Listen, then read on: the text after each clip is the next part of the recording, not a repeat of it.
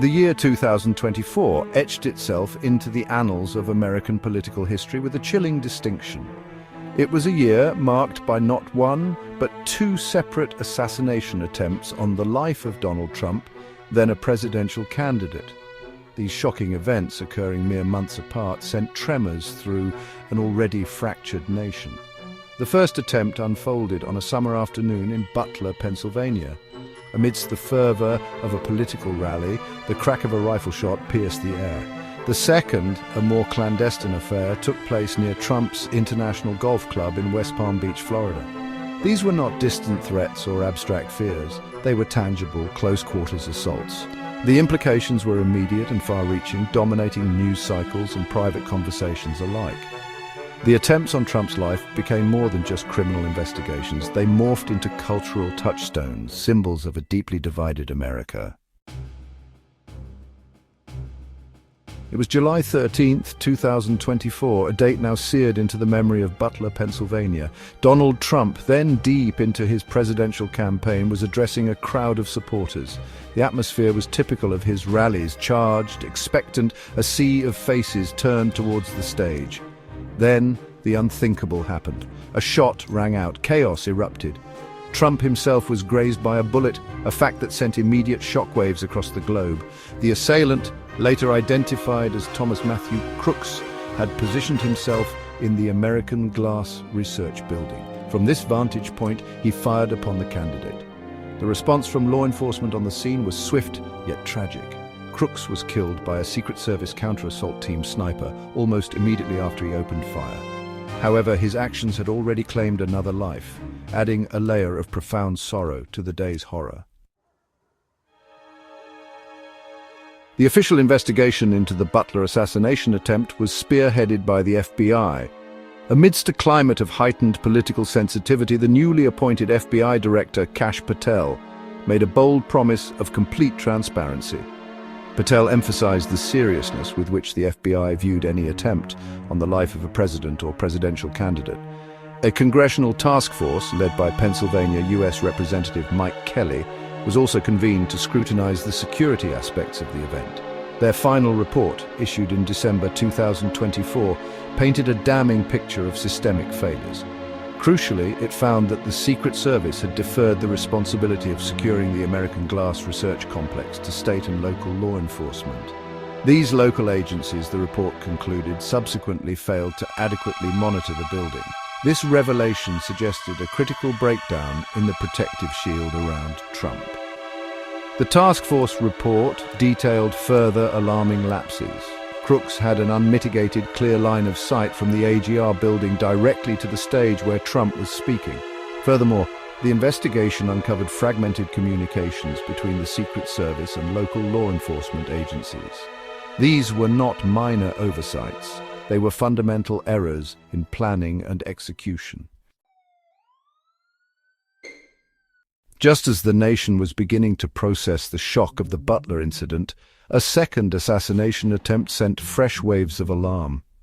On September 16, 2024, the focus shifted south to West Palm Beach, Florida, near Donald Trump's opulent Trump International Golf Club. This attempt was markedly different in its execution from the Pennsylvania shooting. It was less public, more furtive, but no less serious. The accused, a man named Ryan Routh, allegedly took aim at Trump while the then Republican presidential candidate was on the golf course. A vigilant federal agent, part of Trump's security detail, reportedly noticed the barrel of a gun protruding from the tree line bordering the golf course.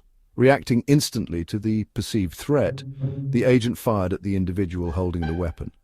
Routh, startled by the defensive fire, did not manage to discharge his own weapon at Trump.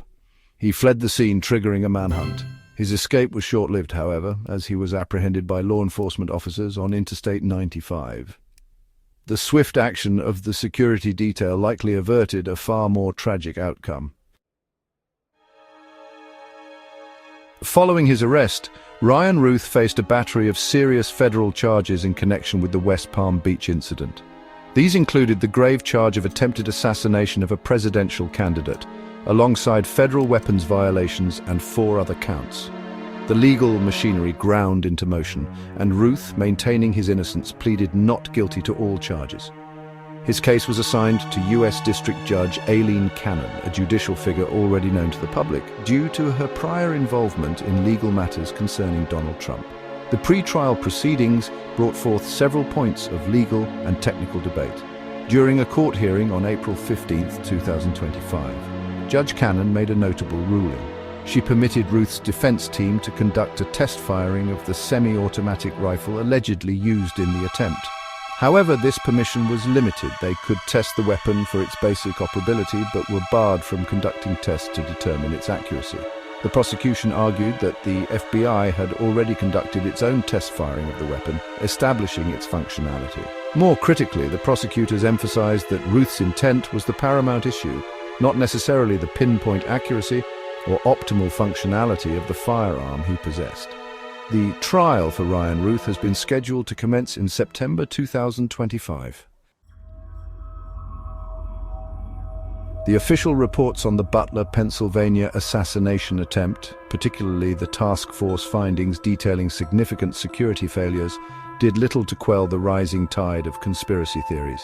The sheer number of breakdowns, the failure to secure the AGR complex, Crook's unimpeded line of sight, and the fragmented communications among law enforcement agencies seemed too convenient, too egregious to be purely accidental.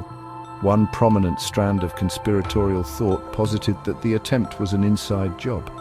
Proponents of this theory suggested that elements within the government or security apparatus hostile to Trump might have deliberately created or allowed the vulnerabilities that Crooks exploited. Another set of theories pointed towards foreign interference. Given Trump's controversial foreign policy stances, some speculated that a foreign power might have orchestrated or supported the assassination attempt. The global political climate, often tense and unpredictable, provided a fertile backdrop for such ideas to take root. The Butler incident thus became a canvas upon which a multitude of fears and suspicions could be painted. Donald Trump himself played a significant, if not central, role in stoking the fires of skepticism surrounding the official narratives of the assassination attempts. Following the Butler incident, he spoke of a deep-seated craziness within certain institutions and stated that he found it hard to believe the official story being presented. His pronouncements carried immense weight with his substantial base of supporters, many of whom already harbored a deep distrust of mainstream media and governmental bodies. When Trump questioned the official line, he effectively gave permission for his followers to do the same. His rhetoric often hinted at unseen forces and hidden agendas, themes that resonate powerfully within conspiracy-minded communities. This dynamic made it exceedingly difficult for any official investigation, no matter how thorough or transparent, to achieve universal acceptance. The assassination attempts in 2024 inevitably triggered a media firestorm. News outlets across the spectrum provided extensive coverage, dissecting every available detail, interviewing experts, and platforming a wide range of opinions. This intense media scrutiny, while crucial for informing the public, also inadvertently contributed to the complex information environment. Different media organizations framed the events according to their own editorial leanings, further shaping public perception and sometimes deepening partisan divides over the incidents. In response to the swirling theories and public anxiety, particularly after the Butler shooting, law enforcement officials, most notably FBI Director Kash Patel, made concerted efforts to project an image of control and transparency. Despite these assurances and the release of official reports, many questions remain stubbornly unanswered for a significant portion of the public. As of May 2025, more than a year after the first attempt and several months after the second, the assassination attempts on Donald Trump continue to be subjects of intense public interest and debate. The official investigations have provided certain answers, yet for many, they have fallen short of offering complete closure or dispelling the deep-seated unease that these events engendered. The December 2024 Task Force report on the Butler incident, while detailing security failures, inadvertently provided fuel for those who suspected more than mere incompetence. The lingering questions are numerous and significant. In the Butler case, the definitive motive of Thomas Matthew Crooks remains elusive, at least in the public domain. Similarly, the Florida case, with Ryan Ruth's trial still pending, is yet to fully unfold. The nuances of his intent, the true capability of his makeshift weapon, and any potential network he might have been part of are all elements that await the scrutiny of the courtroom and subsequently public interpretation. Ultimately, the attempts of 2024 serve as a stark and unsettling chapter in American history.